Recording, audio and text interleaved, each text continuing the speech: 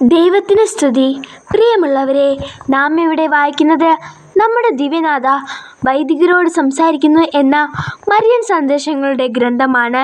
ഇന്ന് 13-ാം ദിവസം. ഈ സന്ദേശങ്ങൾ പരിശുദ്ധ അമ്മ ഫാദർ സ്റ്റെഫാനോ ഗോപി എന്ന വൈദികന് നൽകിയവയാണ്. അന്ത്യകാലഘട്ടത്തിലേക്ക് നമ്മെ ഒരുക്കുന്നതിനായി അമ്മ നൽകിയ ഈ സന്ദേശങ്ങൾ വൈദികരെ പോലെ തന്നെ മറ്റെല്ലാവർക്കും ബാധകമാണ്. ഈ സന്ദേശങ്ങൾ നിങ്ങൾക്ക് തുടർന്ന് ലഭിക്കണമെങ്കിൽ ഈ പേജ് സബ്സ്ക്രൈബ് ചെയ്യുക. നിങ്ങളുടെ അഭിപ്രായങ്ങളും നിർദ്ദേശങ്ങളും ദയവായി കമൻറ്റ് ചെയ്യുക. ഞാൻ നിങ്ങൾക്കായി പ്രാർത്ഥിക്കുന്നു. നമുക്ക് വായനയിലേക്ക് കടക്കാം.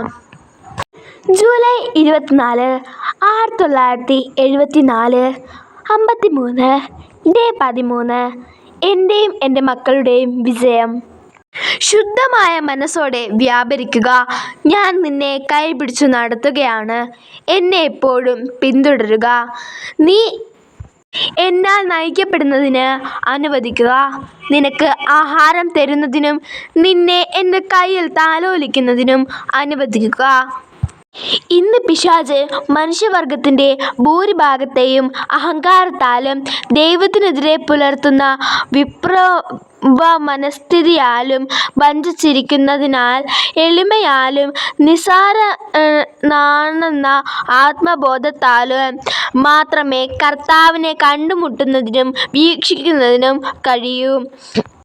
ദൈവത്തിനെതിരായ മറുതലിക്കലും സാത്താനിൽ നിന്ന് വരുന്ന അഹംഭാവം മൂലം ദൈവനിഷേധത്തിൻ്റെയും നിരീശ്വരത്തിൻ്റെയും വിലയേറ്റ പ്രവാഹം മനുഷ്യവംശത്തിൻ്റെ ഭൂരിഭാഗത്തെയും നിസ്സംശയം വശീകരിക്കാൻ പോവുകയാണ്. അതുപോലെ അഹങ്കാരത്തിൻ്റെയും മറുതലിക്കലിൻ്റെയും അരൂപി എൻ്റെ സഭയുടെ ഒരു വിഭാഗത്തെ കലുഷിതമാക്കിയിരിക്കുന്നു. മറ്റുള്ളവർക്ക് പ്രകാശമായിരിക്കേണ്ടവർ പോലും പിശാചിനാൽ വഞ്ചിക്കപ്പെടുകയും പാപത്തിലേക്ക് നയിക്കപ്പെടുകയും ചെയ്യപ്പെട്ടിരിക്കുന്നു. ഇവർ സംശയത്തിൻ്റെയും അനിശ്ചിതത്വത്തിൻ്റെയും വിശ്വാസരാഹിത്യത്തിൻ്റെയും അന്ധകാരത്തിൽ നടക്കുന്ന വെറും നിഴലുകൾ മാത്രമത്രേ. ഇപ്പോൾ ഇവർ എല്ലാറ്റിൻ്റെയും പറ്റി സംശയിക്കുന്നു. എൻ്റെ സാധുമക്കളെ, നിങ്ങളിൽ നിന്നും നിങ്ങളുടെ ശക്തിയേറിയ എത്ര കണ്ട് പ്രകാശം അന്വേഷിക്കുന്നുവോ അത്ര കണ്ട് ആഴമായി നിങ്ങൾ കൂരിരുട്ടിലേക്ക് മുങ്ങിത്താഴുന്നു. ദൈവത്തെ ദർശിക്കുന്നതിന് നിങ്ങൾ ശിശുക്കളുടെ നിഷ്കപടതയിലേക്കും വിനയത്തിലേക്കും വിശ്വാസത്തിലേക്കും മടങ്ങിവരണം. ഇതിനു വേണ്ടി എൻ്റെ സൈന്യവ്യൂഹത്തെ, എൻ്റെ വൈദികരെ ഞാൻ തന്നെ സജ്ജമാക്കുകയാണ്. അവർ ദൈവതേജസ്സിനാലും ദൈവസ്നേഹത്താലും നിറയുന്നതിനു വേണ്ടി അവരെ ഞാൻ കൂടുതൽ കൂടുതൽ ചെറിയവരാക്കുന്നു. വിനീതരും നിസ്സാരരും വിരാഗികളും വിശ്വസ്തരുമായ അവരെ ഞാൻ നയിക്കുന്നതിന് അവർ സമ്മതിക്കുന്നു. അവരുടെ ദുർബലമായ ശബ്ദം ഒരു ദിവസം കൊടുങ്കാറ്റിൻ്റെ ശബ്ദമായി മാറും. മാലാഖമാരുടെ വിജയഭേരിതമായ ശബ്ദത്തോടു ചേർന്ന് അവരുടെ ശബ്ദവും ശക്തമായ ഒരു ആർപ്പുവിളിയായി ലോകമെന്നും ഇപ്രകാരം പ്രതിധ്വനിക്കും: ദൈവത്തെപ്പോലെ ആരുണ്ട്? ദൈവത്തെപ്പോലെ ആരുണ്ട്?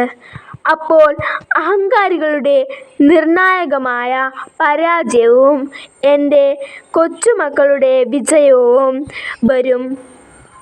ജൂലൈ 30, 1974, 54.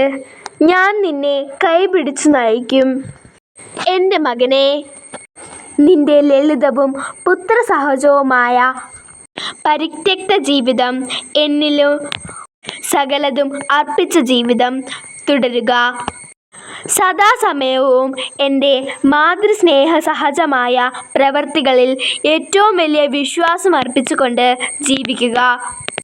സംഭവഗീതങ്ങൾ നിന്നെ നിയന്ത്രിക്കുന്നതിന് നീ ഇടയാക്കരുത്.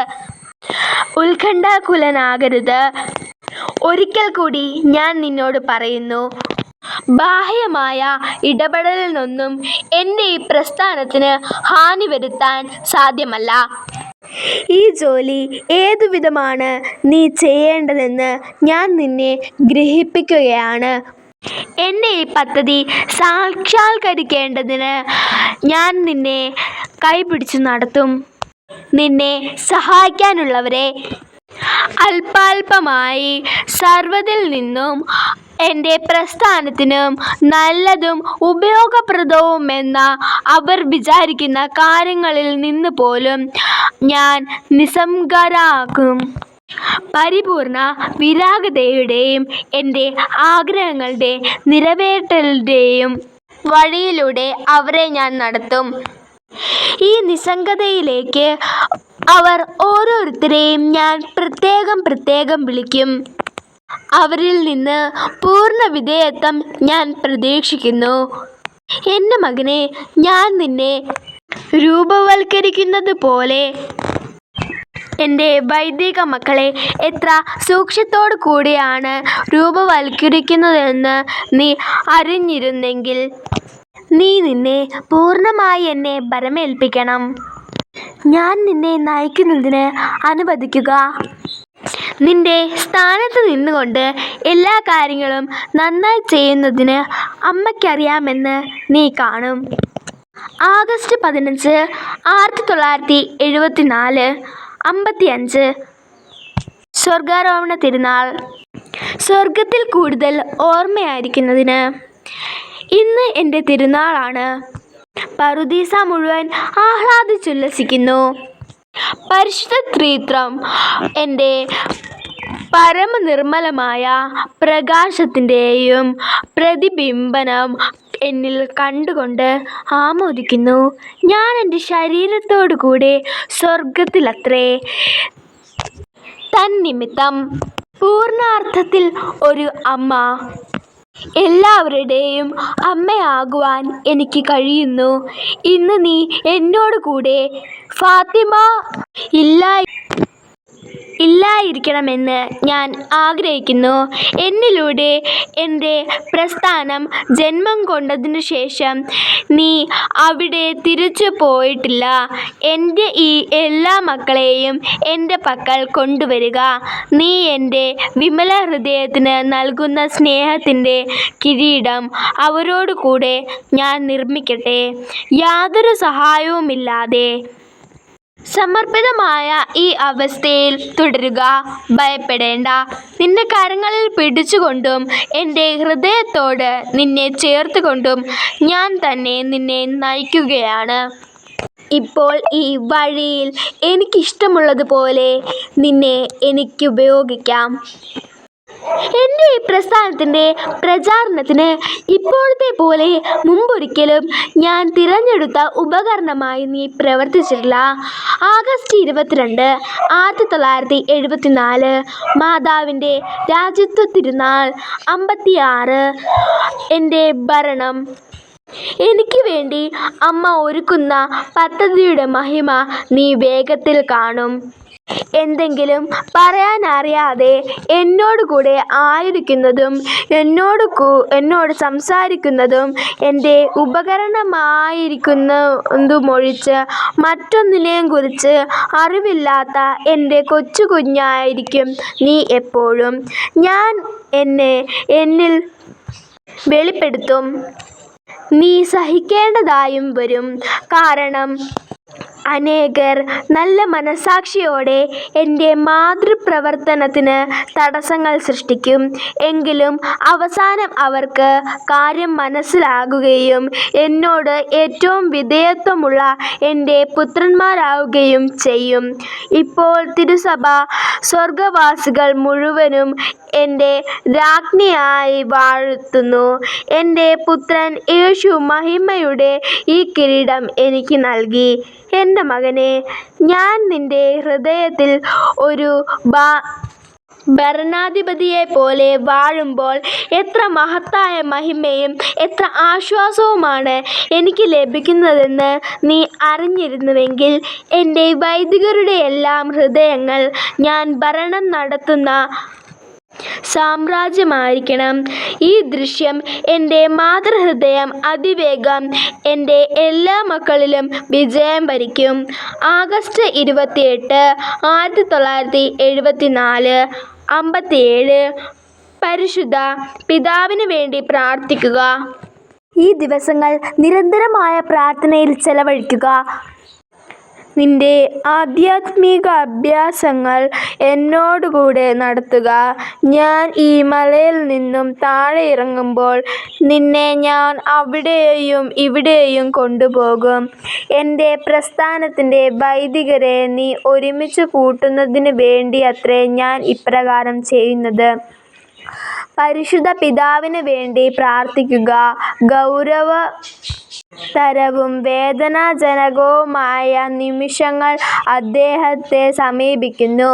നിന്റെ പുത്രസഹജമായ സ്നേഹത്തിൻ്റെയും നിന്റെ പ്രാർത്ഥനയുടെയും ആശ്വാസം അദ്ദേഹത്തിന് നൽകണമെന്ന് ഞാൻ തന്നെ ആവശ്യപ്പെടുകയാണ്. സെപ്റ്റംബർ 16, 1974, 58. ഇതിനപ്പുറം ആരും കടന്നു പോകുകയില്ല. എല്ലാറ്റിലും നിന്ന് ഹൃദയപക്ഷത്തെ പിൻവലിക്കുക. കേവലം സമ്പൂർണ്ണമായ പരിത്യാഗാവസ്ഥ. സർവ്വവും എന്നെ പൂർണ്ണമായി ഭരമേൽപ്പിക്കുന്ന സ്ഥിതിവിശേഷം നിന്നിൽ കൈവരുക എന്ന എൻ്റെ വാക്കുകൾ എൻ്റെ മകനെ ഇന്ന് നിന്നോട് ഞാൻ ആവർത്തിക്കുന്നു. ഇപ്രകാരം ചെയ്താൽ ഇപ്പോഴത്തെ വിഷമങ്ങളിൽ നിന്നും നീ നിരാശനാവുകയില്ല. വഴികൾ പലതുമുണ്ട്.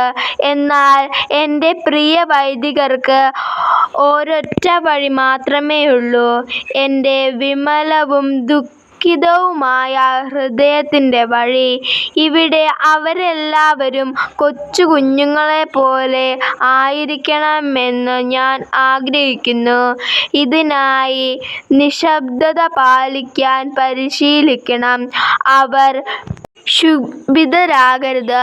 അവർ സംഘടിക്കരുത്. സ്വയം പ്രവർത്തിക്കരുത്. അവർ കൊച്ചുകുട്ടികളെപ്പോലെ എന്നോടുകൂടെയും എനിക്ക് വേണ്ടിയും എന്നിലും എൻ്റെ എല്ലാ മക്കൾക്കു വേണ്ടിയും സഹിക്കണം. ഓ എൻ്റെ സഭയ്ക്ക് ഏറ്റവും വലിയ ചിന്താക്കുഴപ്പത്തിൻ്റെ സമയമാണിത്. മാർപ്പാപ്പ സംസാരിക്കുന്ന വിശ്വാസത്തെയും ഉറപ്പോടെ ചൂണ്ടിക്കാണിക്കുന്നു. എന്തെന്നാൽ അദ്ദേഹം ഏകനായി നിലകൊള്ളുക അത്രേ. അദ്ദേഹത്തെ ആരും വകവയ്ക്കുന്നില്ല. ഇക്കാലത്ത് കള്ളപ്രവാചകന്മാരുണ്ട്. അവർ സുവിശേഷം പ്രസംഗിക്കുന്നത് അതിനെ ഒറ്റിക്കൊടുത്തുകൊണ്ടാണ്. അത് ശ്രദ്ധിക്കപ്പെടുകയും അതനുസരിച്ച് ആളുകൾ ജീവിക്കുകയും ചെയ്യുന്നു. ഇത് എൻ്റെ സഭയിലെ ഏറ്റവും വിശ്വസ്തരായ മക്കളിൽ ഭൂരിഭാഗത്തിലും അവ്യക്തതയും ചിന്താക്കുഴപ്പവും ഉണ്ടാക്കുന്നു. എനിക്ക് പ്രതിഷ്ഠരായ വൈദികരെ മാർപ്പാപ്പയോടുകൂടെ സുരക്ഷിതത്വത്തിൻ്റെ ഒരു സുശക്തമായ വേലി വീണ്ടും കെട്ടുക. അദ്ദേഹത്തെ ഒറ്റയ്ക്ക് വിടരുത്. എൻ്റെ പുത്രൻ്റെയും എൻ്റെ സഭയുടെയും പ്രതിരോധത്തിന് അദ്ദേഹത്തോടുകൂടെ അവസാനത്തെ പ്രതിരോധപന്തി തയ്യാറാക്കുക. ഞാൻ നിന്നോട് കൂടെയുണ്ട്. ആരും ഇതിനപ്പുറം കടന്നു പോകുന്നില്ല. ഇവിടുന്ന് എൻ്റെ ഏറ്റവും മഹത്തായ വിജയത്തിനു വേണ്ടി ഞാൻ സമരം ആരംഭിക്കും.